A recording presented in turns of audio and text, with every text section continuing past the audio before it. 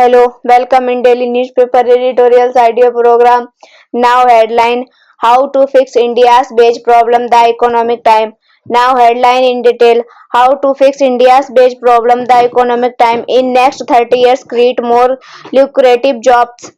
At the recent 2024 IT Award jury meeting, jury chairman Mukesh Ambani said he believed that India does not have a jobs problem, it has a wage problem. We agree and it needs fixing. It requires a layered approach as opposed to merely creating new jobs. Of course, a large volume of low-skilled jobs is a part of the solution of the median salary level, but this has to be accompanied by investment of infra and innovation that generates more lucrative employment. The pace of and variation which he has a bearing on high skilled job creation is a contributing factor as is the degree of formulation of the economy. All the these must coalesce to correct the situation of lower rural wage despite higher labor force participation relative to urban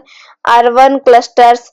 Cities like Mumbai and Bengaluru have acquired their standard of living by creating jobs for a broad range of workforce skills. The employment opportunity they offer is tiny in relation to the labor supply.